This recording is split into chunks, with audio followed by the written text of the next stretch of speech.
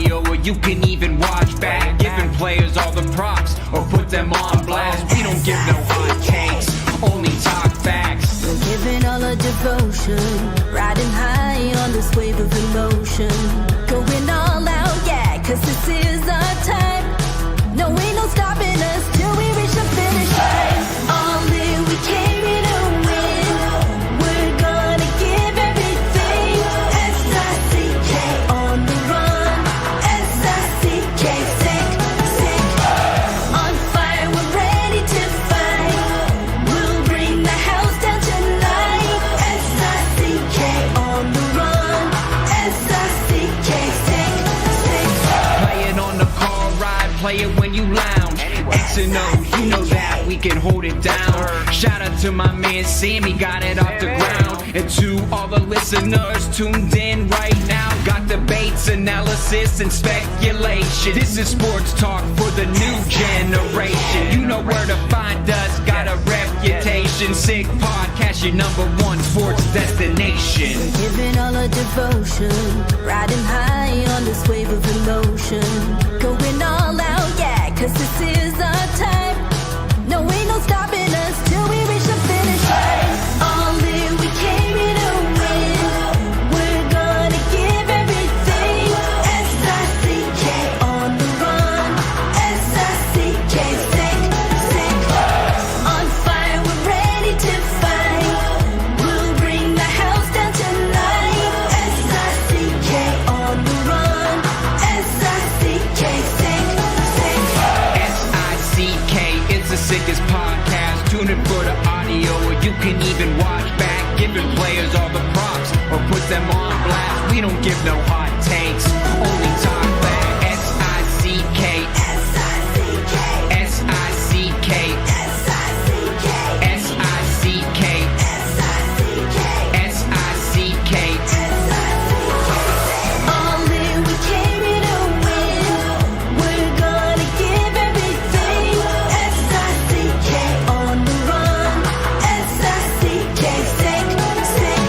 S-I-C-K is the sickest podcast. Tune in for the audio, or you can even watch back. Giving players all the props, or put them on blast. We don't give no hot takes, only talk facts. We're giving all our devotion, riding high on this wave of emotion. Going all out, yeah, cause this is our time. No, ain't no stopping us till we reach the finish line. All in, we came here to win. We're gonna give everything.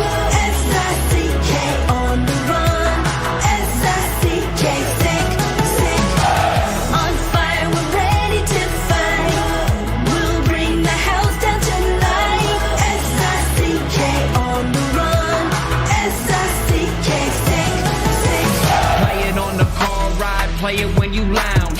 X and O, you know that we can hold it down. Shout out to my man Sammy, got it off the ground. And to all the listeners tuned in right now, got debates, analysis, and speculation. This is sports talk for the new generation. You know where to find us, got a reputation. Sick podcast, your #1 sports destination. Giving all our devotion, riding high on this wave of emotion.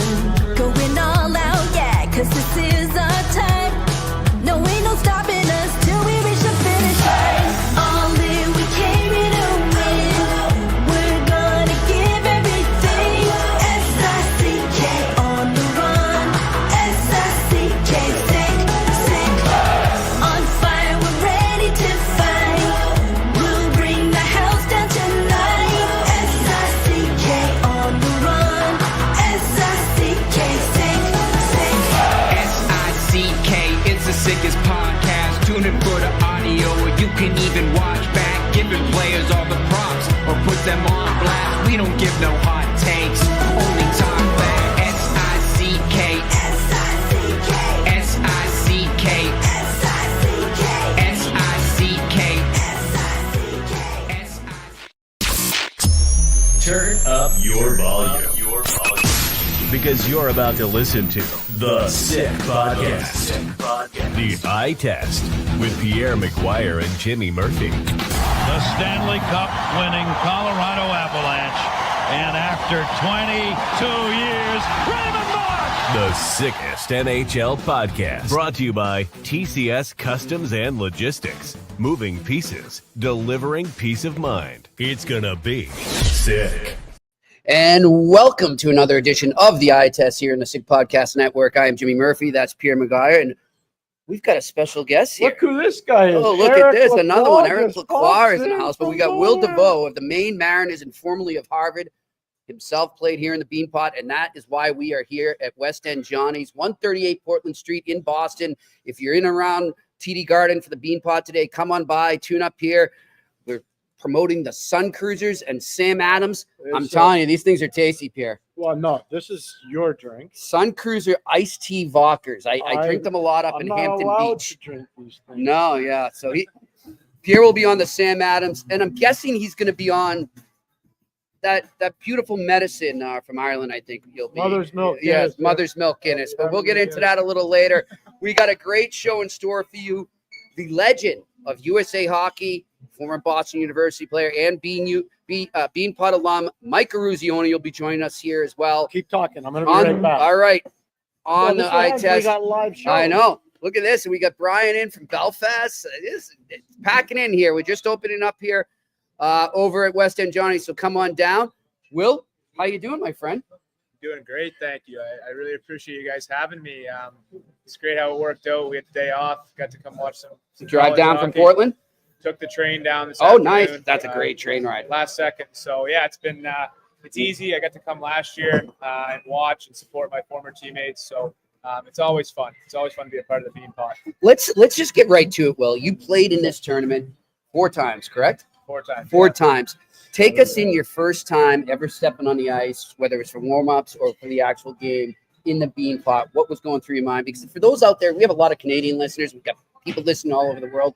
They might not understand just the mystique and, the meaning of this tournament to Harvard, BU, BC, and Northeastern players. Yeah, I mean, it was truly exceptional the first time we got to go into the Boston Garden and TD Garden and play like the yellow seats back in 2018, just coming out to I that. missed those. So do I. But I mean, being from Nova Scotia, college hockey is thin to find on television, but a lot of times we get the national championship and we get the Beanpot. So Right. That's kind of what drew me to college hockey. And, coming to the Garden, getting the police escort for the first time. Yeah, I mean, there's definitely nerves, but I think it's just so much excitement and you're in the moment, you're soaking it all in and stepping out, from the pregame speech. It's just a different intensity in the locker room. And going to these schools, you see we have a lot of Boston guys on our team, and you can see the intensity and the passion from them. And that first game, honestly, it flew by because you're kind of shell shocked the whole time as the fans start to come in after the second period. It really fills up, and it was just truly special. And unfortunately, we didn't make the finals our first year. We lost to Boston College, but playing that consolation game, it really is one of the toughest things you can do because it just as the years progress, you just have so much built up hunger and drive to get to that final game, which I finally got to do my senior year. But as we were saying before the show, the Beanpot's a different animal. It's not the national championship. The games do count towards pairwise, but there is so much pride on the line. It's, you only have 4 chances at it, and it's a different intensity on the ice that night. And it's pretty cool to be a part of. The great Mike Eruzione. Oh, Mike Eruzione just came in as well. We go. Do you want to say something? I want to ask Will a question. Am I allowed? Sure. Yeah, you go for it, buddy. Just checking. Best Beanpot memory for Wyllum Deveaux. Best Beanpot memory was, definitely making the finals. Coming out for warm-ups, the dog pound. Northeastern had all their fans. We were David versus Goliath in regards to fans. It was just, it was overwhelming the Northeastern fans and getting out there, settling into the game, the environment from warm-ups to the final, to the end of the game. It was heartbreaking loss, but the whole experience to be a part of that finals after 3 years of heartbreak was my best memory. Coming out, sitting on the bench after the national anthem, seeing these fans, being Canadian, we have, the CHL fans are obviously growing up in Halifax, the Mooseheads. It's a sellout every night. And this was, the Scotiabank Center from Halifax on steroids. The Garden filled up.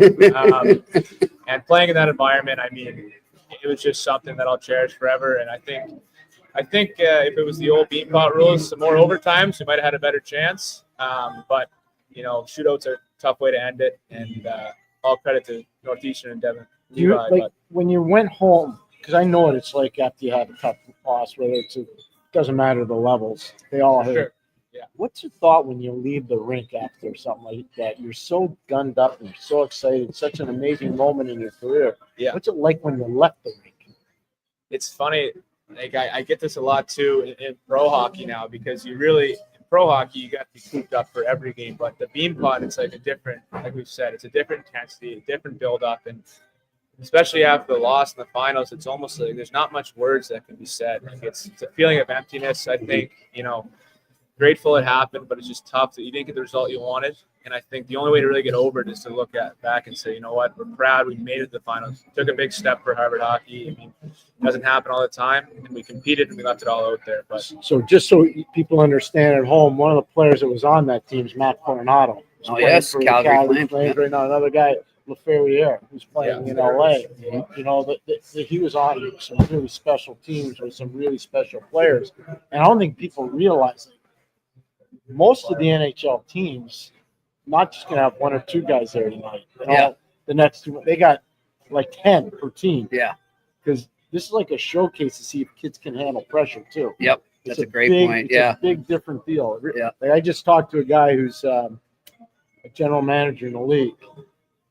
And he's like, yeah, we're sending our whole crew in, and I'm coming too, because we think some of our kids haven't been handled properly. Oh. And I'm like, okay, that's good. That's good. It's great. It's good. Yeah, I mean, look at it. I remember when I was, growing up, my dad told me about it, took me to some games there, but I went to UMass Amherst, so school I went to, never played it, but I would always come back for it. It's such a tradition here that this city embraces, it's just ingrained in the culture. Yeah. It's so cool to see. Is there one player you played against? And there were a lot of good ones, because I know the players that were on those teams. Yeah. Is there one guy you say, he's in the NHL, he's standing out, and I knew he was going to be good? Is there one guy? Yeah, it's Joe Wool for me. Like, we came in back to that first game in the Beanpot. Like, we were the favorite against Boston College. They were having, a down year for BC standards, but don't get me wrong, they had some great players over there, and the way they came out that game was like, I'm like, all right. This is like a lot of guys in Boston over there driving the bus. You can tell like it was going to be down to the wire. We lost 2-1, and we had some great chances. I mean, we had Adam Fox, we had John Marino, we had Jack. I do want people here. Yeah. Adam Fox, John Marino. Wow. I know. Was Ryan Donato on that team, or no? He might have been gone already. He had left. Was VC around still, or no? He was gone too. No. We were. I thought that was one of our deepest teams. We had a lot of seniors. Louis Cerner-Gossage. Yep. Casey Dornbuck was a freshman. Henry Bolby, Bedini. Like, we had a lot of really good players, a lot of deep players. He must have had a heck of a PP. I think our power play was number one in the nation that year, and it was all thanks. I mean, like, Fox was unbelievable. The deception he had on the blue line, like watching him in practice. If I was on the penalty kill in practice, I was not pressuring, because it was a recipe for disaster. He was just so elusive and deceptive back there. But back to the Joe Wool take, I mean, he was the X factor in that game. I think he blew, and he struggled in Toronto with injuries and staying, in the lineup every night. But he is an exceptional goalie and an absolute gamer. So think about this, just so to go back to this weekend. Joe Wool played for Toronto in Edmonton. He made 45 saves, 48 shots. And he was under siege at the end of that game. Yeah, he was. But he got the job done. Now, it shows you how different Toronto is when they get Tavares back, Matthew Nye's back. Yep. And then everybody starts to filter in their proper position. Pontus Holmberg goes from being the second line center, the fourth line left winger. Yeah. So it changes the dynamic. But it's to Will's point, is that all these great players come through here. Mm-hmm. And this is really like the ultimate dress rehearsal. Oh, yeah. It really is. For sure. Really is. For sure. I mean, now, did you play, forgive me for not putting the stats up before, but did you play in the NCAA tournament at all while you were there? Yeah, we played all 3 years, I should say, because 1 year was canceled due to COVID. Right. But my freshman, junior, and senior year, we all went to the NCAA tournament. Would you say that the pressure of the Beanpot and just the magnitude of it equals that, or if not surpasses it? I think it equals it, if not exceeds it. Like, it's really, there's so much pressure all year for the Boston kids. All their friends and family are here. All the schools are here. That's such a pride and like thing. Yeah. Pierre said earlier, like every NHL team is in the building. It's a hotbed of I know. prospects. And who can perform under pressure? Like, Yeah. It's a very good test for a lot of players here tonight, I think, as well. I mean, pardon me, because I was go ahead. talking there Yeah. with Bob before, but did you get into what Will's doing right No, now? we didn't. We went right into So, Beanpot. so Let's talk about Will's it a now. captain of an East Coast League team up in Maine, and they just played 7 games in 10 nights. Yeah. 7 games in 10 70 nights. Stretch. Got on a train because I wanted to see him, and came down just to be like, that just shows you somebody I who know. cares about hockey. Yep. It really sure. it blows me away. I'm For so sure. proud of him. So proud of him. Talk to us about that. What is it like playing in the E and the travel that you guys log? I don't think There are no private planes Yeah. or Ritz are Carltons. we talking like slap shot bus trips here or what? Oh, there's some good ones. I mean, we've had my first year last year. We had some long ones day before a game. This year we've been fortunate. We haven't had the travel hasn't been too bad, but we have some nights where you play Saturday and it's a battle, and you're on the bus right after, and you're playing the next day, and there's no exceptions. Like, you got to be ready. It Yep. doesn't matter if you're falling asleep in the locker room. It's definitely a grind, but I mean, you can't beat it. Like, you're playing hockey for a living. We're so grateful. The guys in the East Coast Hockey League are like, they all have passion. You meet some of the best people down there, and what they do for the love of the game. I mean, it's just, I love the Maine Mariners. I love playing there. The guys who have come before me have kind of laid the road work, and like, it's a pleasure, it's an honor to play there, and especially where the sea. It's a true honor. That's great. He's already He played is. in the He's a American Hockey captain. League last year. I'll never forget that he was telling me, Will was, when he got called up, and I think he had to drive from, was it Providence to Glens Falls? Yeah. There was some yeah. crazy thing, and like I was like, "Are you gonna be all right?" Yeah, I'm gonna be fine. I'm like, okay. Well, we actually played game 1, my first playoff game, my first pro playoff game, obviously, and This is an EA? Adirondack. This is Okay. this is the East Coast Oh, League. okay. So we played. We were 4 seed playing the number 1 Adirondack Thunder in our division, and they were probably one of the toughest teams in the league. And it was, we snuck out. Our goaltender played great. We won 2-1, and we get back to the hotel, and I just kind of lay down on the bed. I'm like, oh my gosh, 7 more of these, however many more games of these. This is awesome. Yeah. I get a text from my coach. He's like, "You come down." I'm like, "Oh, that was too bad defensively. Right? That's weird. Like, what are we gonna talk about?"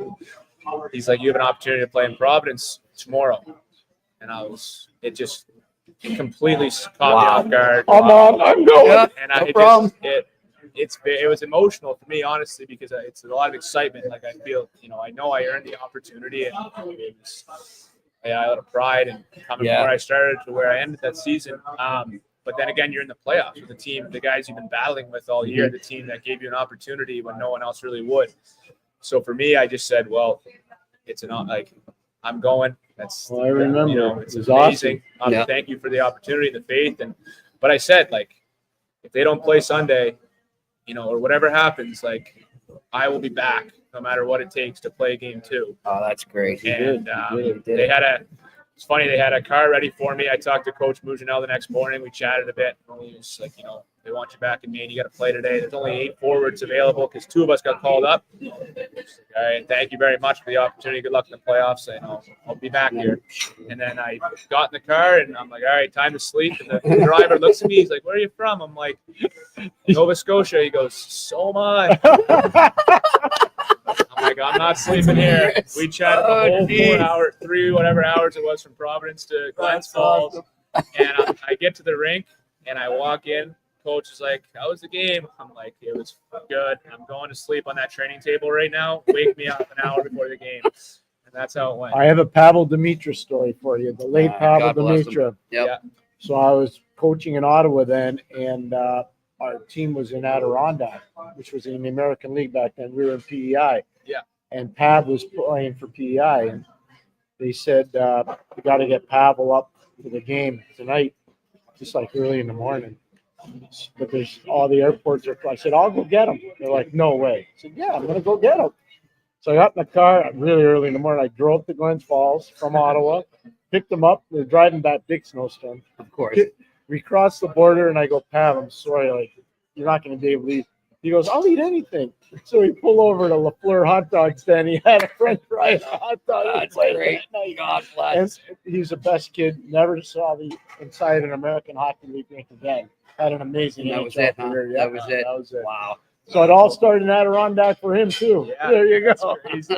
What a it's just an old school town. It's good. Good stuff. Hey, Will, I'm so proud of you. You're doing so well. I look forward to watching the game with you tonight. And We watching appreciate all the it. stuff you're doing in Maine. Now you get to be replaced by Mike Eruzione. Wow, an honor. Thank you. Hey, pleasure to meet you. And yeah, I'll talk out right after. Yeah, Appreciate stay you in. listening. You don't leave. Yeah. We have Oh, yeah, some we're going to discussion. chat right after. Mike, you're up. Alrighty. All right. Thank you guys. Wyllum Deveaux joining us here on the eye test, live from West End Johnnie's, 138 Portland Street in Boston. Come on down. We're getting teed up for the Beanpot here at TD Garden, right down the street. Johnny's done a great job setting us up here, and we've got specials going on the Sun Cruiser and Sam Adams as well. We want to thank Boston Beer Group, of course, for helping us out here.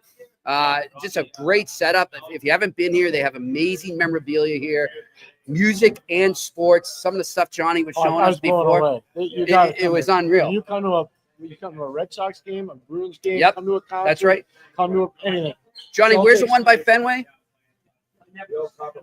The old Copperfields by Fenway Park. It's So right all down I'm the going to street say by is, Fenway. if you're a memorabilia person or you like to go have good food, drink nice refreshment, Yeah, this is this it. is it before a game. And I'll tell you what else, too. The hospitality Oh can't my be God, beat as well. Johnny's- I mean, The what a stories- host Johnny is, the Johnny- stories he has. Thanks. He could do a podcast himself. Don't go anywhere. We're going to visit. Thanks. you. He could do a podcast himself. Speaking of Speaking of guy with podcasts, this stories. is a legendary podcast guy, Mike Eruzione, Jimmy pleasure meeting you in Murphy. person finally. Mike Eruzione joined us here.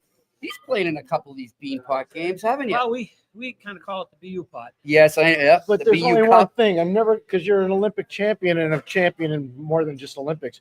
Your BU teams never won the Beanpot when you played. Yes, we won it once. You did? You did. Yeah. Really? Yep. Then I stand corrected. Yeah. Won it once, but never played in a consolation game There you in go. the BU pot. He makes sure to- Matter of fact, 4 years at BU, the only consolation games I ever played in was the Frozen Four. Really? Yeah, because we won Hockey East, ECHL. all Right, those 4 right. years. Yeah. Every Christmas tournament we played in, we won. So we had a good run this with coach. You know what's amazing? He played for probably, if not the best college coach ever. Oh, In Herb Brooks. He played for the best one in college, Jack Parker. Yep. I mean, we're both similar in many ways in terms of how they ran their programs. What's your favorite Herbie story? Oh, so many. I think one of the best ones, Kenny Morrow was a great defenseman. New York Islander, yeah.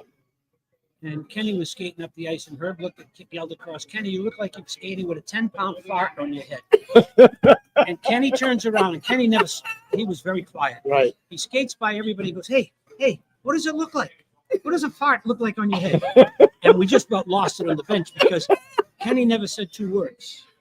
But Herb, there's a lot. Herb could get that out of him, huh? Yeah, Herb was just he was to me like Jack Parker. You know, they challenged you every day. And Yep. I've always said, you know, the 2 things about Herb and Jack was we trusted him and we respected him. And if you don't trust your coach and if you don't respect your coach, you're in trouble. Yeah. As demanding as they were and as challenging as they were, they made us better players. They made us better teams.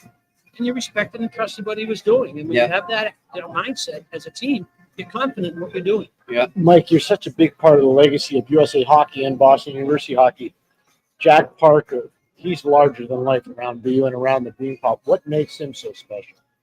The passion he has to coach and teach, the passion he has for his players. Jack Parker would treat the 4th-line centerman the same as he did the 1st-line centerman. And Jack took care of him, cared about him, not just, you know, on the ice, off the ice. I mean, you talk to many players and what Jack has meant to them in their life, not just as hockey players. You know, like sadly, you talk about Travis Roy. I mean, Jack Just gonna ask you about that. I mean, Jack would take me to lunch, breakfast. It didn't end. Yeah. J.P. McCursey was a goalie that got a bad accident. Came back and actually played at BU. Jack visited the hospital every single day. So, I mean, that, you know, I've told people, it wasn't for Jack Parker. You know my story, how I ended up playing in a summer league game. I wasn't going to BU, and Jack was refereeing the game. He was JV. I didn't know Jack Parker was. And when the game was over, he asked me where I was going. I told him Merrimack. They were Division III school then. And, you know, we had a kid from Canada that decided not to come. Do you want to come to BU? And I said, geez, if it's a full scholarship, and it was $3,500 my freshman year. I don't want to ask what it is now. 80 and something. So I said, yeah, I can play here. So I went home and told my dad, and what are you going to do? I said, I'm going to go to BU. And Leon Abbott was the head coach. Jack was the assistant. Leon Abbott got fired right before Christmas. And I was center in the fourth line. I was playing a little. We'd only played about 4 games at that time. Leon got fired right before Christmas. Jack became the head coach. I went from center in the fourth line to left wing in the second line and led our team in goal scoring my freshman year. So if it wasn't for Jack Parker, I wouldn't be in the position I'm in today as far as the Olympic Games and everything else. And we talk all the time. We spoke a couple of days ago. I know we're trying to do things for Jack and get him in an area we feel he should be. Yes. And I brought this. I brought this when I came there. Okay, Jack Parker. Mm-hmm. Okay. 897 wins. One school. 3 NCAA titles. 3 NCAA titles. As you said, he owned the Beanpot. 21 Beanpots. 24 NCAA championships. 2 Hobie Baker winners. Is that how many Olympians? 28 Olympians. Not all American too. There were some for a lot of other countries. And you go on and on and on. There's other things, but what guys that are coaching in high school hockey, college hockey. It's true. The Minnesota Wild are practicing today. Johnny Hines. Who coaches Pittsburgh Penguins? Mike Sullivan. Who's the assistant coach? David Quinn. Yep. Mike Greer's the GM of San Jose. Chris Drury's the general manager. They're sprinkled all over. And they're all part of the Jack Parker tree. Yep. And I don't care. You show me one college coach that's put out those kind of numbers. I'd like to know. You know, it was in before we got on. Johnny was showing us this Bill Belichick sweatshirt they got up there in front of us, right? Okay, yeah. But you know how we see over, last 10 years or so, you see these coaches splintering out. They call that the Bill Belichick tree. But if you look at the resume, I'm thinking this as you were saying, the resume of the Jack Parker tree is a lot stronger than the Bill Belichick one. And you look at Jay Pandolfo, the head coach right now. Joe Sacco. Joe Sacco, forgot, all played under Jack. So they had to learn something playing under him for 4 years. In those years, most guys did play 4 years. And just what they learned from him that they've translated into the National Hockey League. Yeah, it's great. But Mike, what about the Olympics? What was your larger than life all around the hockey world, like the Olympic Games, Lake Placid? What's your takeaway from that whole thing? Well, I mean, if you sit back and think about it, it changed my life. It hasn't changed me. No, I'm the same. Yeah. I live in my hometown. I'm with my wife for 50 years. So it's given me an opportunity to do things I never would have dreamed of doing. Right. Obviously, financially, things are very good because of the appearances and places I've been and things that I've done. 30 years at Boston University, I've worked. They've given me a great place to be. But I think just the whole, what it meant to people, I've got to appreciate even more. Mm-hmm. I mean, people come up to me all the time. And it's almost the same thing. I remember where I was when we won. And I always go, I didn't know if you were on the team. Yeah. But it was a moment. It wasn't like the Blackhawks winning or the Bruins winning or the Patriots winning it. And I've said this many times, other than being a police officer, a firefighter, or somebody in the military, putting on a USA jersey is the greatest feeling you can have. Oh, yeah. Because you represent your country. Yeah. And at that particular moment, at a time where we didn't know, needed something, and it happened to be us. So I think the thing I take away from it is what and how many athletic events touch the lives of so many Americans in such a positive way. Yeah. And I think my teammates and I take great pride in knowing that. And we've embraced it, enjoyed it. As I always tell people, everybody talks about the Russian game. But if we don't beat Finland, we're not having this conversation today. Please welcome Mike. He was in the Olympics. He said he only could have beat Finland. Well, how about Baker's goal against Sweden? Arguably one of the biggest of the goals game. in the game. 100%. Nobody talks about that. Yeah, we lose that game 2-1. What's our mindset going into the Czech game? And then you get guys, then you have a player like Mark Johnson. Yeah. And then, Kenny Morrow went from the Olympics with 4 straight Stanley Cups. Yeah. We were together a few weeks ago, Dave Silk and I and Jack O'Callahan. And Dave, I thought Dave Silk, somebody asked Dave what it was like. How did this happen? Miracles are catching phrase, right? Yeah. It wasn't a miracle. Dave Silk put it in perspective. He said for a 2-week period, 2.5-week period of time, 20 players played the best hockey of their lives. Yeah. And everybody, we played 4 lines here. We didn't go 1, 2, 3. No, I didn't. Yeah. No. We played 4 lines, and we'd play 4 lines sometimes in a minute and a half.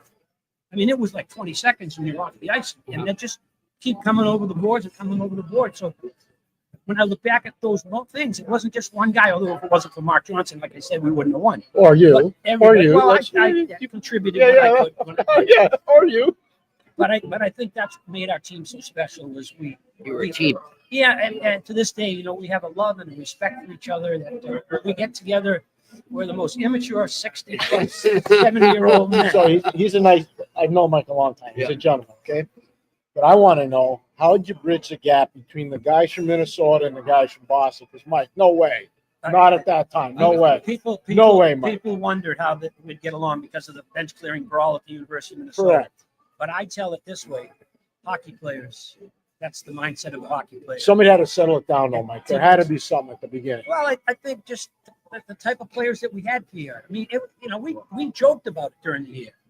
Like years later when Boston University beat Minnesota in the NCAA tournament, I called every one of them. Said, hey guys, what happened? So it carries over even to this day. But Yeah. I just think a hockey player's mindset is you realize how important your teammates are right from day one. Mhm. And it's like me being the captain of the team. There's no way in hell 12 guys from Minnesota voted for Mike Eruzione. Mhm. No chance. Yeah. No chance at all. And there were 12 kids from Minnesota, 9 that played under her. So they had to vote for Billy Baker or Buzzy Schneider. Yeah. And Craig Patrick said it best. He says, well, the team voted, but Herb counted the ballots. But, I voted for Buzzy. Jack O'Callahan said he didn't even vote for me, but knowing Jack, he probably voted for himself. But when you play on a team like that, when you have a team of leaders, a team of captains, I mean, Suter and Johnson were captains at Wisconsin, Pavlich and Harrington were captains at Minnesota Duluth. Baker Yeah. was a captain. Uh-huh. Neil Broughton, Davey Christian, they were captains of their high school teams. O'Callahan was a 2-time captain at BU. So when you're in a locker room of leaders and captains, it's easy to be a captain of a team. Mhm. It's just important that you be true to who you are and stay who you are. Yeah. And maybe Herb saw that in me, that the players, I think my teammates respected me on the ice, but more importantly off the ice. Right. And I think, again, that's a big value to have in hockey locker room, is respect. Was there a moment you remember where, because you guys were heavy underdogs now, where you're out there and you looked at your teammates and said, hey, we're just as good as these guys. We can do this. We're in this. I think it was throughout the games. We never got behind by too many goals other than West Germany. We were down 2-0 to West Germany. Yeah. But I give a statistic, and I didn't know about this until a few years ago. Robbie McClanahan told me, in the third period of the Olympics, we outscored our opponents 15-3. That's an incredible number. Wow. That's an incredible number. So, but they were one of the conditioning, first teams, conditioning. the conditioning, the youth. We're the youngest. Our Olympic team in 1980 would be the youngest team in college hockey Okay. today. Wow, that's So I think the youth of our team, nativity, if that's the right word, we didn't know. We were just playing. Yeah. There was no media. We weren't allowed to talk to the media, so we didn't know what was being written or said. There were 3 TV stations then. There was no You were Twitter, in your Facebook. bubble. You were in a bubble. Yeah, we were just playing Yeah. hockey. And these, I've said many times, we beat Finland on Sunday. If there was another game to play on Tuesday, we'd have shown up. That's the type of player, the team that we had. These guys just loved to play hockey and That's enjoyed awesome. the game. There was a guy, I think, I want to ask Mike about this, Jack Latherwood. He was Herb's guy Cardiac from Jack. Minnesota. Was he a big part of He this? was a big part of off ice, which we did some of, which I didn't even know. There was no weightlifting Yeah. when I was at BU. Now we got a sports psychologist, we got a nutritionist, we got a weight trainer. My sports psychologist was Coach Parker and my father. Cardiac Jack, we did a lot of off ice stuff, but our practices were intense. The Herbies, the drilling, Yeah. that was part of our practice. The Norway scene, we did them longer than normal. But we would practice sometimes. Herb's philosophy was we would practice 1 hour in just sweats and shin pads and elbow pads and helmets. We're going to do every drill at top speed. And you might do it at 15-second drill, and then another 15-second drill, and next thing you know, the hour was over. Your workout was incredible. Everybody I talked to on my team, the best shape they were ever in. One of my teammates who played in the NHL for a long time was playing under her. Wow. So again, you think of that number, and then I always, because I still speak at a lot of sales meetings, is we were losing to Sweden, we came back. We were losing to Czechoslovakia, we came back. We were losing to Norway, we came back. We were losing to West Journey by 2 goals. We came back. We were losing to Soviets throughout the game, and we came back. And we were losing to Finland throughout the game, and we came back. So that's a test of a team. You know, you coach at a high level. The character of your team is how you respond when your back's to the wall. Yeah. When you're winning, everybody's laughing and high-fiving. But when you're in trouble, how do you respond? And we responded ridiculously to the challenges. I was curious. I never talked to you about this. So the Russians pulled Tretiak and they put Michigan in. When you guys came out and you saw Michigan in, what did anything happen? Like no, we asked Herb, can they switch again? And Herb just said they can do whatever they wanted to. And again, I'll go back to Herb. We were never concerned about what other teams were doing. Yeah, you have to be there. Herb constantly, or even you see in the movie, and they got some of these things right. Play your game. Play your game. That was a mantra from him on the bench constantly. Don't worry about what. So they take out Tretiak. Well, Michigan shut out the NHL All-Stars 6-0. So it's like taking out Patrick Roy and Matt Keator. It's not like they got. Right. So our concern was never who the goalie was. Plus, you know, Tretiak let in 2 goals in the first period. Maybe he was having a bad. Maybe he was off. The other goalie only let in 2 goals in 2 periods. So we've seen goalies have bad nights. We've seen quarterbacks have bad nights. Maybe it was going to be a bad night, but it didn't matter who their goalie was. We needed to play the way we needed to play. Let them worry about us, not us worry about them. one of the most underreported things, I think, Mike, is after you lost to the Soviets at Madison Square Garden before the tournament, you guys took the bus up to Lake Placid. What happened on the bus? Well, we were all excited finally to go to Lake Placid. Yeah. We played the Soviets in Madison Square Garden. It was the last game of a long 6 months.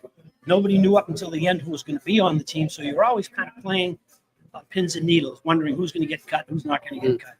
I personally believe our mindset going into that game was, thank God, it's over and we're ready to go. But I also take something that Herb said to us. We lose 10-3, although I scored in the game. I just want to against Tretiak. I don't like that. But when the game was over, Herb said to us, guys, remember how you played in the second and third period, not the first. We're losing 6-0. And he turned a negative into a positive. We walked away going, hey, wait a minute. We played even with the best team in the world. If he had screamed and yelled at us, it would have been, we got no chance. Instead, our mindset going up to Lake Placid was, wow. So he brought them off the pedestal, basically. Yeah, basically, but he brought us back up saying, you played even with us. And we don't know if we're going to play them anyway. So they weren't even a concern. Right. You know, again, talking about Bill Belichick, that was Herb Brooks' next game. Sweden. We tie Sweden. We got Czechoslovakia. On to the next on to Cincinnati. Yeah. That's right. That's kind of the mindset. So we lose 10-3. We're pissed off. We're embarrassed, but we're so excited because we're going to the Olympics. We're going to Lake Placid in our own country. And how the practice they had with the drills, and he kept you after the game. Yeah, we skated. That's all. We skated for about, but not the whole team. Only 6. When we played a lot of games, we only dressed 15 guys, maybe 16 guys. Because you're 3 lines and just rotate. Condition. You want to play. And in that game, Buzzy Schneider got thrown out for fighting. So there were only 15 of us left. And we did them in waves of 5, 15 minutes at a time. Yeah. Then we'd stretch, then we'd do them again, then we'd stretch, and then they shut the lights off. And when it was over, we brought us back to the locker room. We said, gentlemen, if you play this way again tomorrow, you're going to skate again. And we beat Norway 8-0 the next day. Jeez. That should have been. I guess it worked. That should have been in the movie. So lesson learned, right? Lesson learned. There we go. So now we're at the Beanpot. Yeah. All these great memories. What does this do for a young player playing at the Beanpot? Well, it does a lot for a kid from Boston or from Massachusetts, because when I was a kid, I grew up, That's all anybody around talks the about. Beanpot, hear about the Beanpot. So I think it's something that they dream about. For the kids from outside, it's like eye-opening. Oh my God, really? But they know the history. Again, when I was at BU, there were very few Americans on the team. Well, you had the Mahars, you had Steve Sterling, and all those guys coming through. Yeah, Ronnie Anderson. A lot of Canadian players. A lot of Canadian. You're right. We wouldn't get many Americans till I think my junior or senior year. Callahan, Silk, they came when I was a senior. Right. Or Jack was 2 years behind me. But the local kids knew this is it. Yeah. But the Canadians, they got a taste of it right away. And part of that is because of the tradition and the history. I would say more so at Boston University because we know what the Beanpot means. And a funny story, and Jack Parker told me this the other day, Chris Kelleher, who worked for the Minnesota Wild. And the Wild actually were practicing at BU today. Yeah. Somebody asked Chris Kelleher what it was like to play in a consolation game in the Beanpot. And Kelleher looked at it. They have a consolation game? Because I think Chris's 4 years, they won all 4 Beanpots because he had Chris Curry and some great players. He's a St. Sips kid. Yeah. So they have a Beanpot consolation game? See, we have Mike Eruzione, Matt Keator, we Matt have Keator. all the royalty of Boston hockey. So I think at our school, you take great pride in it. And I'm sure that all the schools tell the same stories, but it is special to play in the Garden. And I remember the old Garden. Which was awesome. Yeah. Coach playoff series there. I watched the Beanpot there. I mean, the old Garden's My cool. dad was stuck in the blizzard. And there. the Yeah. Blizzard. Yeah, they went there. A bunch of Pretty fans got amazing. stuck there in the 78 blizzard. Yep. That's Good stuff. amazing. I just have one more for Mike. Yeah. Can I get one more? What after two? what advice would you give a young kid coming in to play their first Beanpot? What would you tell them? Don't get too excited. I look at big games the same way. I tell my kids when I help out with our high school team, like the Soviet game. It's a perfect example. You can't get too high because you're going to run around and make mistakes. And if you're not prepared, then you're going to be in trouble. Right. So you got to approach the game the same way you would approach any game. You realize it's bigger. So you got to be smarter. Don't take penalties. Things, the normal things. You can't get overly excited about playing the game. You got to play the way you're capable of playing. Don't make the game bigger than it is. You know it's big. You wouldn't play it if you didn't know it's big. But you can't get overly jacked up about it because then you're going to run around. Jake Pandolfo was so lucky to have you as an asset. I love Jake, but he's lucky to have you as an asset. I was an assistant at BU when Jay played. Yeah.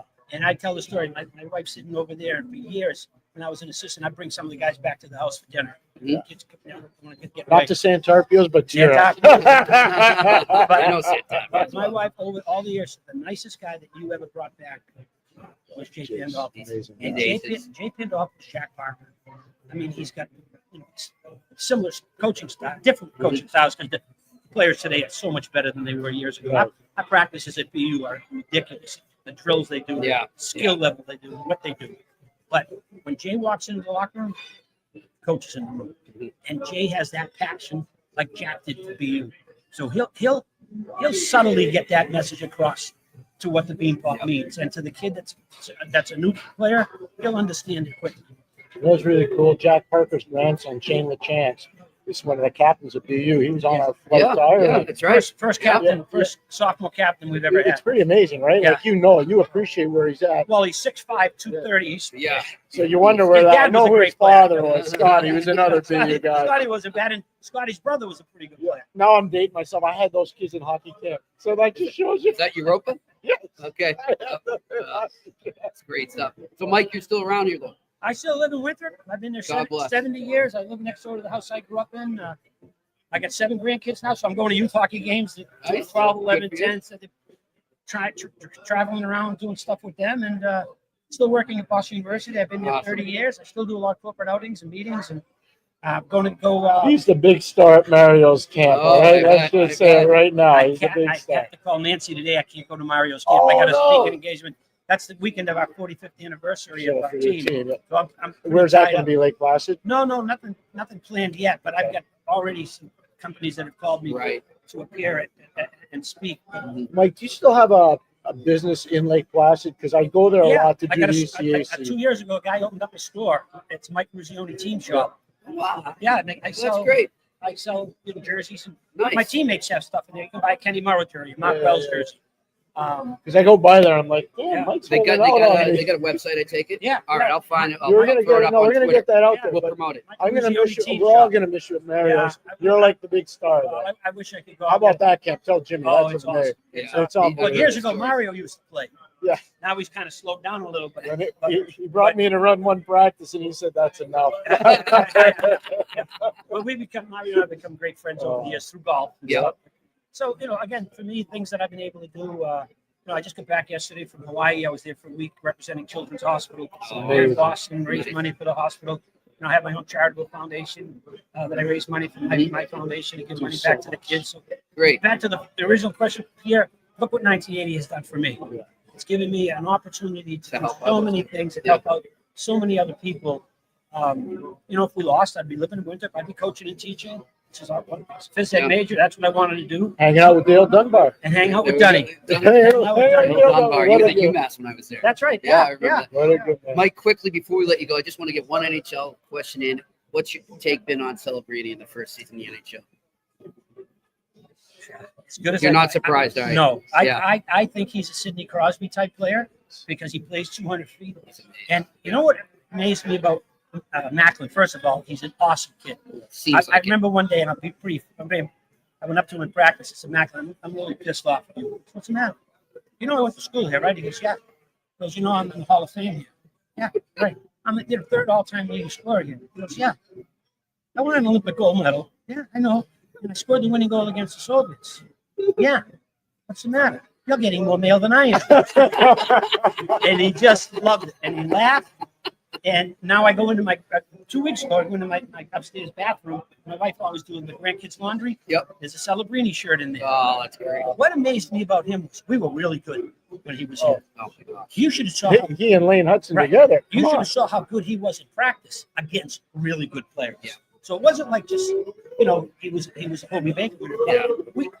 We had a great team, Yep. and he was that much better than everybody else. But he got it. He gets it. He's He's a got that good vision. kid. He's a good, but he's a good kid. Put it this way: if Hutson and Celebrini were back this year, See you later, alligator. Oh my gosh. I would be BC. Yeah, BC's yeah. got 3 guys that should be in the NHL right now, Right, and not good exactly. for them. Kids do what they want to do, Yep. but one of those two is going to win Rookie of the Year, 100%. and that would be awesome. It's amazing. Spot on. He's right on. Good stuff. And I remember telling you, I'd go watch Oh, yeah. Celebrini practice and be like, this guy. I think he's Jonathan Taves with more offense. Okay. That's what I think. Like Yeah. Jonathan Taves, a hell of a player. But I think Macklin has more offense.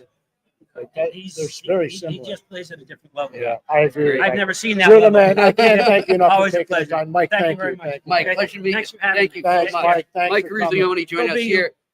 Go be you, he says. Mike Eruzione joining us here on the eye test on the Sick Podcast Network, live from West End Johnnie's. It's starting to filter in. We're getting some people in here, as Pierre just said. NHL agent Matt Keator joining us is over here. Is Matt going to come on and Yes, talk he's with us? coming Look at on. that. He's coming on. Come on, Matt. Matt Keator joining us right now here on the eye test, live from West End Johnnie's, 138 Portland Street in Boston, right down the street from the Garden. If you're around the area, you're listening, come on down and say hello. Mr. Keator, good to see you, my friend. Thank you. Thank Yeah. you. Hi, It's Matt. tough act to follow. Mr. Rizzo there. Yeah. I've golfed with him once before. He's a brand unto himself. That's for Yes, sure. he is a brand unto He's- himself. What a We brand. agree. You know? He's got the spirit. Yeah, he's a lot of fun. So, no, this is every year we do this, Mhm. the Beanpot. It's awesome. A lot of fun. Seen Pierre here for years. Yep. Half of the players are his I was just going to clients. say, how many clients we got going right Oh, now? no. They're all friends of the family. Yep. Although I don't know what's going on with NCAA rules anymore. No one knows what's going on. Exactly, Yeah. right? Advisor, family friend. Yeah, I don't yeah. know what it is. It's all good. Yeah. Let's talk NHL for a second. Yeah. Sure. What are you liking? What are you not liking? NHL. In the NHL right now, I like trades. I think it's good for the game. I'm hoping with the we'll talk salary cap because that impactly directs our entire business and what we're doing. People have asked me, like, what do you think about the cap going up? I'm like, I hope it becomes 40 teams in the league, Mhm. 45 even, and let's get the cap to 150. More jobs, more money, but it's also more player movement because now teams have more room to move guys. Now the argument will be, haves and have-nots, and like what's going to happen. We don't want to get to. Have and have-nots, and how are we going to, deal with that? Is it going to be super teams again? Right. What's wrong with super teams? I mean, Detroit won it. I don't think there's Didn't we anything. just talk We about were that talking about. this I have no morning? issue with the super I teams. agree. We had a super team in Do you Pittsburgh. think, though, What's that, wrong with do that? you Nothing. think the revenue can keep up with the cap, though, based on what's going on in Canada right now and some of the other Well, economical issues? I don't know. I mean, that's why what they did is they did the cap for next year, and then they've left it soft opening to move it because if Okay. this tariff thing takes off, Mhm. and I don't quite understand what's going on with that, but that's it's not going to get Yeah. political here. If that impacts the Canadian dollar, then that could shift things, but who knows? Right now, we're going to ride it and see from there. Right. First things first, they got to get the CBA done. Yep. That's more It important. seems, though, that for the first time in a long time, There's there's momentum. there's momentum and a mutual interest and respect to really nail this. Yeah, thing Marty down. Walsh and Ron Hainsey, my old client, have done an amazing job Yeah, I spoke to Marty We the other agree, day. by the way. Yeah. We talked building about the this. relationship with the league. So it's not fight, but it's more of like, let's work together and grow. Mhm. That's really what business is. Yeah. It's a partnership Exactly. rather than at odds with each other and everything else. This isn't the 80s and 90s anymore, and the days of Alan Eagleson are over, and Marty's been an incredible leader, and Ron's Hainsey's an amazing ambassador, and he's a great conduit to the players for the PA. And I think there's nothing but growth in hockey, but we all have to kind of work together to kind of make that happen. So I do think the cap going up directly impacts player movement, which is my point. Yep. Getting back to it in a long drawn out way, because the game is more interesting when there's player movement, hockey trades are made versus Friday night trade nothing. night now in the NHL. I mean, let's go 3 straight. Let's make it happen. Yeah. What's funny though? You don't see any articles in Toronto doom and gloom and we can't keep Mitchell Marner. Yeah, There's no more doom and gloom. That's just gone away. It's gone away. But again, it's a partnership thing where players, if they want to stay in they have to work together with the teams to make that happen. In any situation, if you want to be on a winning team, if you're going to chase every single last dollar, probably like Rantanen wanted to, then you won't be there. Yeah. You have to find a common space and work together to kind of make it work hand in hand. Yeah, I agree. What's going on with the Rangers? I know you got a bunch of clients there. What's going on? Yeah, I've got 3 guys there: Chris Kreider, Adam Fox, and Adam Enstrom, who unfortunately just Got hurt. Yeah. Yeah, Adam Enstrom is a player. He's a revelation. He's a big man. Not a lot of people realize Yeah, that. and they haven't even gotten to the point of having him net front on the power play or penalty kill. Adam Enstrom's an excellent penalty kill, and he's done it his whole career, and he's got speed and reach and everything else. So he's a great. Talk about a great draft pick, 5th, 6th round draft pick. I mean, super kid. I don't know what's going. We're going to be dealing with doctors the next day or so, too, just to find out what direction that will go in. Hopefully, it's not too long. But the Rangers in general, I think Chris is not done at all. I think I think they're going to probably add 1 or 2 more forwards and at least another defenseman, and they're going to make a run at it. I like Miller a lot for their addition. I don't like this deal in 4 years, but I like it right now. Yeah. And Can't worry about 4 they're in years. win now mode. They got to They're win not, now. they're not worried about No, that. 4 years doesn't matter. They need to Exactly. win now. Yeah. So, but I think they're a fascinating team to watch. They are. They really are. We watched them the other day. We were texting back You know what and I forth. said to somebody? I said, if this was in, if the Rangers up and down season was in Columbus, nobody would hear about it. Yep. Yep. Nobody would have said much. There would And be no speaking of, pressure. And they're having a heck of a season. Having a Not great enough people season. are talking about it. and Yeah. then their top scorer Marchenko is Yeah. injured. Got hit with a puck on the bench. Yeah. Want to just remind everybody, we are here live at West End Johnnie's. Want to thank Sun Cruiser and Sam Adams and the Boston Beer Group, and of course Johnny. This is where we got these Sun Cruisers right now. The college kids love these. I like them. They're not bad. So Last night, come Chip, down. You already got your diploma. You're out. Yeah, have a few of them. Have a few of them when you come down here. Have some fun. They've got great food here. 138 Portland Street, West End Johnnie's in Boston, down the street from the Garden. Matt, for your clients obviously that have played in this tournament, it's a memory they take forever. But like when they were getting ready to play in it, and you're talking to them, just sort of advising them, what did you tell them about what they're going to take out of it? Well, first of all, it's a once in a lifetime experience, especially for a New England kid. I'm going to say New England because Ryan McGuire grew up in Connecticut. Yes. But the Beanpot's very prevalent all throughout. Yeah. New England and the Northeast in general. So I think what you take out of it is enjoy the experience. But in the end, when the puck drops, play hockey. Yeah. Like you cannot sit there and look around and be be like, off. oh, it's the Beanpot. Yeah. One of the hardest parts is when you play in that first game, because the arena is a quarter to half full, at least for the first half of the game, because the Northeastern and the BC team fans won't be there. Yep. So when you play that first game, all the kids are like, is this the Beanpot? Right. And all of a sudden, by the place is packed. By the third period. Yeah. Third period, and It really is. all the way through. So, I've this is my 35th Beanpot. I've been coming to it for every year for 35 years.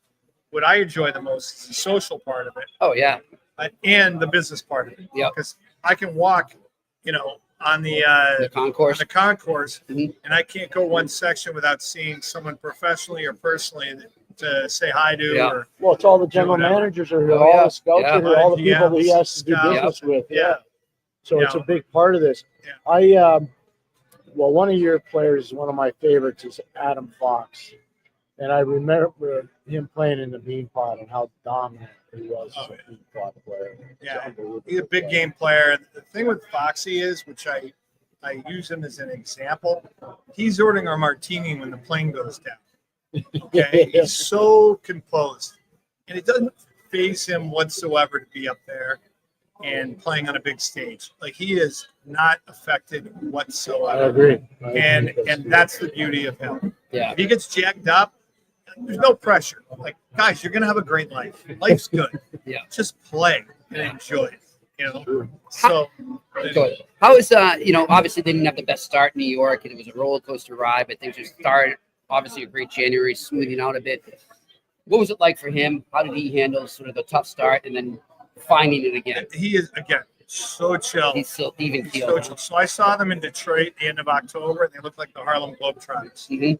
They dominated. They had the puck on a string, right? And then I saw them when they were down, and then I saw them recently. Okay, so I've seen them at each level. And Adam and I think were talking last week, and he goes, we weren't as good as we were at the start, and we certainly were not as bad as there. He goes, now we're finding that even. Yeah, that's him. Yeah. That's him saying That's if we great. if we had played our regular game, we'd be in a playoff position. Nobody would say Yeah. anything. It's just been these ups and downs, especially when you go 4-15-3 in New York. Mhm. Something they're going to say something. Yeah. You know. Yeah. Oh, yeah. So I think, and when there's a lot of leaks to the media, things happen yeah, too. yeah. So, but he's so smoothed it out and everything else. Yeah. So, he doesn't phase him too much. You have another client playing in a new city this year, Brandon Montour out in Seattle. How has he enjoyed the experience so far? Good. I mean, he really enjoys it because he's, the number 1-2 defenseman. He's relied on that. His minutes are 20 plus minutes a night. I think the team itself needs to find an identity. Yeah. I don't think there is. I think he helps establish identity and culture. I've had at least 5 or 6 teams who I told them should have signed him, didn't do it, and now they're kicking themselves. I know one. I'm not going to say it on Yeah. here. So, because he plays with passion, he plays with energy, and he plays the right way to, again, establish culture and play well in the playoffs. Yeah. I am a big fan of Leo Carlson in Anaheim. Yeah. And I know one of your other guys is Alex Killorn. They seem to be doing some real good work there now. Yeah, they do very good work together. Again, that's a team that's kind of figuring it out, finding their identity. And, I actually talked to Leo last week about sophomore seasons because now you're getting harder matchups. Now the expectations are higher. That's why sophomore slumps are prevalent. He's not scoring this as much as last year, Right. because of all of that. Plus, I'm like, Leo, again, you're gonna have a good life. Yeah. You're gonna have a great career. Yeah. Don't put pressure on yourself because he creates chances. Judge your game off chance generation, not on points. Okay. Peter Stastny told me years ago, if you generate enough Well, they used to work chances- together. He They didn't used to want work to tell you. together They in worked St. Louis, and I represented Paul Stastny and Jan, his little sons. And Paul, Peter said, he goes, if you generate enough chances, the odds are you're going to make it. Yeah. Leo generates enough chances. I agree. And he's got the right support system with his parents. Yep. His father gets it. And I can't tell you how important the fathers are I agree. in terms of the mental approach towards these kids. Yeah. Leo's very lucky. For sure. Here. No, I'm good. We're good. I We're think good. he blows me away every time I I know, talk huh? to him. Are we gonna do a Q&A quick? Yeah, we're gonna do it. Let's do it. Let's get this going. But I gotta talk quickly about our wonderful sponsors before we do that. We've got TCS Customs and Logistics. Unlock the full potential of your shipping operation with TCS Customs and Logistics from around the corner to around the world. Flatbeds to air freight, customs clearance to drawback consulting. TCS is a one-stop shop for all things transport, moving pieces and delivering a peace of mind for no obligation customs or freight quote. Contact sickpodcast@shiptcs.com. Again, that is sickpodcast@shiptcs.com. And of course, our other sponsor, the wonderful folks over at Betway, where you can still go over there and you can still bet and lose, and they'll give you $200. That's right. Go all the way with Betway and get a free bet up to $200 if your first bet loses. Scan the QR code right in front of you if you're watching right now, or go to the website in the details section. Sign up for the welcome offer right now. Again, this is available only for new customers. It is not available in Ontario. Terms and conditions apply. You also must be 18 plus and bet responsibly. And I'm going to bet responsibly right now and give you some picks for the Beanpot. Only one NHL game today, Ottawa and Nashville. I really don't have a feel for that game, but congratulations to the Senators getting Linus Ullmark back. That'll help them for Yeah, sure. but then they lost Josh Norris. So. But they lost Josh Norris. And you know what, Pierre? I wanted to ask you about this. The goalie they had up, Marilanian, would you have kept him up and put?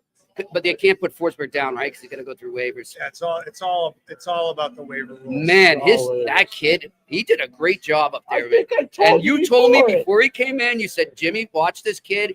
Nobody knows about him. He's going to surprise. And man, he held them afloat. He did more than held them afloat. He got him in the playoffs. The other thing too is that you want Marilanian down playing.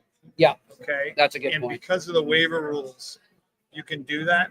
But if there's a period where you can play him 3 of 5, or depending on Allmark, I would bring him up and give him a look because he's good. He's really good. The other thing about him is too, Justin Peters, the goalie coach there. Justin's done an amazing, not a good job. He's done an amazing job with that guy. He's a really good coach. Really, he's done a great job. Well, let's look at the odds right now. You can go there right now. Harvard and BU in the first game at 5:05. That's coming right up. We're just over an hour away from that. BU, heavy favorites as one might expect, minus 410 on the money line. I'm going to go with BU on the puck line, though. You get a little better value there at minus 160. Means they have to win by 2 goals, minus 1.5. The second game, where a certain McGuire will be playing for Northeastern against Boston College, as you would expect. Boston College are the heavy favorites, minus 395. That means you can get Northeastern as a heavy underdog with some amazing value. And this is a team, remember, that has beaten BC once this season and also beat them in the Beanpot last year. Northeastern plus 280. I'm taking them with the upset against Boston College. Ryan Leonard is his client. Matt, no. Family friend. Family colleague.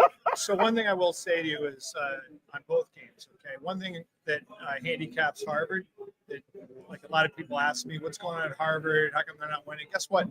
They're not allowed to use transfers there. Yeah. And they don't have nil money or any of the other extras that other teams do. That's so a great take point. a little while longer. But I would take those odds and bet Harvard. Really? With there you go. Odds. See, and this is what we were telling you earlier, Pierre. A lot of my hockey gambling friends, the guys over at the Ice Guys podcast, people have been asking them, do we just ride these favorites? There's no way those guys can win. They said, no. Anything can happen in the Beanpot, and that is the beauty of the Beanpot. These odds should get thrown out. And if you got a hunch, I say follow it. He's got a hunch on that. There you go. God, he would know. He watches all these teams. Yep. So it's going to be a great. I'm excited to be there. Oh, yeah. It's going to be a fun time. And I know your son is very excited to play in his first Beanpot after coming over from Collegiate. So looking forward to that. All right, let's get over to the Q&A. What do we got? Ron the Rope. There's our good friend, Ron. You saw he sent you the info on those hat tricks there from the Penguins. Yeah. All right, Ron LaRoque says, what is the history of the Beanpot? Did I miss it at the top of the show? That's a great question. Since 1950, right? Or 52? Something like that, It's been since the early 50s. Yeah, because it was a 50-year anniversary in 2022, so that makes sense. Yeah, so it's been going for 50 years, Ron. It's amazing tournaments. We've been saying throughout this show, Boston is so proud of it. It's a great event here. And, of course, as I mentioned to Eruzione there, too, there was one year in 1978, the fans couldn't leave. They got stuck. Were you there? No. My dad was stuck. He was stuck there, and he was even. People were sleeping in the concourses. Yeah, they were giving them free beer and free dogs and free pizza, and that ran out very fast. So, anyhow, next question. Ron LaRoque, did you or can you break down Vancouver's trades? We did a bit. Matt, what was your take on those? So, I think each team did the best in the situation that they had. If you judge it right now, Rangers won the trade because they got the best player. And the question is going to be, if they don't sign Pettersson and O'Connor, then it's a bad trade. If they sign Pettersson and O'Connor, depending on what those deals are, then it will become a good trade. I represent O'Connor, and I have leverage now. Hey, there you go. Yep. Because they have to sign him. Yeah. Which I will utilize as best I can. Oh, Rutherford's not listening. And then the other piece of the trade is to Pittsburgh. The Pittsburgh, they flipped the trade, back to get O'Connor. Yep. And then so that's part of it. It's a three-way type of deal. So basically, they took the first round draft pick and flipped it over to Pittsburgh. So really, in the end, it was JT Miller for like 4 players, right? In the end, or whatever it came out to be. Well, Jackson Dorrington is part of that. Yeah, Jackson will be Dorrington. playing tonight. Yeah. Isn't there a condition on that pick though that it could carry to next year? If it's top 13 protected. Okay. So in other words, if the Rangers are in the bottom 13 in the league, then Rangers keep the pick and it flips to unprotected next year. Which is huge because I think we can all agree next year is looking at a pretty better draft next pretty year deep than draft. this year. Here's the one thing about that where I'm comfortable that Vancouver knew what they were doing. Patrick Alvin's a Swede. The Sedin brothers are Swedes. They had them in Pittsburgh. Not the Sedins, but they had Marcus Patterson Patterson. Yep. in Pittsburgh. So Andrew. there's a relationship there. Conchar. Yep. Talkett. Like, there's a relationship there.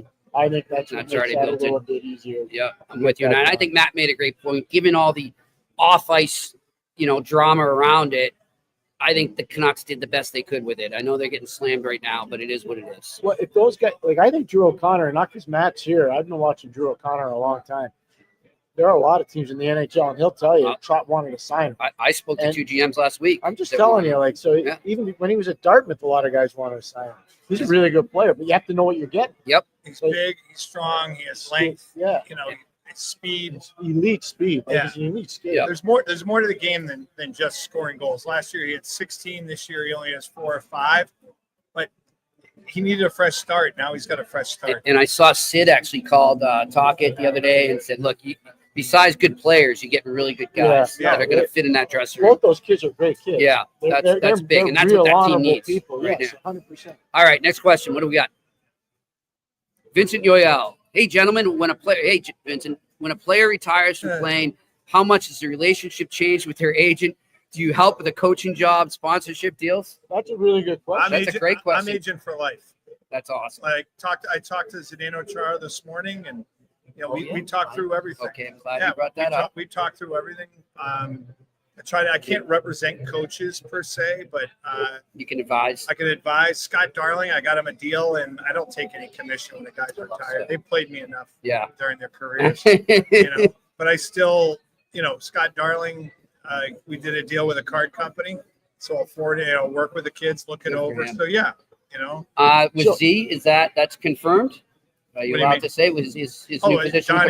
Donnie announced it. Okay, Yeah. all right. Want to make sure. Yep. Yeah, he's going to be an advisor. He's going to feel it out and see how things go. How excited is he about getting back into the fold like Pretty that? lively. Yeah, I pretty bet. lively. I We bet. talk a lot. So When he tackles something, he's going to go all in. So I'm looking forward to Can that. I just say one thing? Yep. Not every agent's like him. No. Just, Yep. I'm going to put it out. Yep. Okay. All right. He's great. And for anyone needing an agent, you can get in touch with us. We'll hook you up. There we go. All right, next question. Ron LaRoque again. Did MSL pick the right time to bench Line? Pierre was asking me about this morning. Should he bench others? No, I think he's sending a message to the whole team. They need to get winning here. They need to get winning in LA and in San Jose before they come home. And they play Tampa and New Jersey Super Bowl Sunday. But right now, I think the biggest issue with that team, I think they're emotionally and physically burnt. They had to overachieve so much to get to where they were. Yeah. I just think there's not a lot of gas left in the tank. With you on that. All right, next question. Randy Workman, have you guys seen Flames prospect Eider Yes. Suniev play? Plays at UMass Yep. Amherst. He's injured for the year. Has a high ankle sprain. Highly talented second-round pick for the Calgary Flames. All offense, tremendous skater. Not a lot of defense. Really slick in confined areas. Going to be he's Matt Coronado, but not as good. Let's put it that way. All right, and he's at UMass. There you go. All right, next question. Is that it? You got any more? Hey, one thing we got to give One more. There we go. That's it. We got to give a shout out to is I would like to say hi to Mrs. McGuire. Okay. Pierre's mom, Sally. Because when I was on last in June, Pierre said that he goes, "My mom really enjoyed the podcast." Oh, there you go. So she did. She listens to everyone. Hello, Mrs. McGuire. McGuire. Hello, Mrs. McGuire. I'm looking forward to seeing you again next week up in Montreal. I Freezing hope. in Montreal. Yeah. We can't wait. I hope she says something to you, Pierre. She will. She will. She'll say always she likes you. She's the best. And we would be remiss if we didn't say hi to Mr. Bowman, Pierre, who Mr. is Bowman watching is right watching now. Talk to down- us before. down in, Scotty? Scotty down in Bowman's Seattle. watching. I hope Scotty remembers I sat in that press in box Tampa. in He Tampa remembers with him. absolutely. He does. Absolutely tremendous. And I actually Oh. left, and the next day I called Stan. I'm like, your dad is He's unreal. amazing. He's He is amazing. He's unreal. so sharp. I'm God telling bless you, him. you could still coach in the league. Just doesn't want to work that hard anymore. Good for him. Good stuff. No, Well, he's the best. Scott, you're the best. Well, that's it. That's all we got here live from West End Johnnie's, 138 Portland Street. The party's just starting to get going here. I see some of the Northeastern fans are trickling down to their party downstairs. So if you're coming here for that, just come in. You go straight down the stairs. I want to thank our wonderful friends with Sun Cruiser and Sam Adams and Boston Beer Company. There you go. We'll hold it right up. And, of course, Johnny, what an amazing host he's been. I'm telling you, some of the memorabilia in this place, it's like a museum, a sports and music museum. Come on in, check it out. We will be here again next Monday as well before the Beanpot games end. And then a week after that, we'll be here 6 to 7 p.m. before each Four Nations face-off game. gotta So come looking to forward that. to I'll that. be here. Yep. And we'll also, remember, up in Montreal at McLean's Public House, 1420 Peel Street, before every Four Nations game in Montreal next week. Looking forward to seeing all our friends up there. Big shout-out to Stu Ashton as well. Hey, thanks to Shane working the boards up in Montreal. Thanks to all of you in the viewers section asking you great questions. And thanks to all our listeners out there on the podcast platforms. This has been another edition of the Eye Test on the Sick Podcast Network. We'll talk to you tomorrow. And that's a wrap. Hope you don't miss us too much until next time. Follow the Eye Test with Pierre McGuire and Jimmy Murphy on YouTube, Facebook, Google Play, and Apple Podcasts.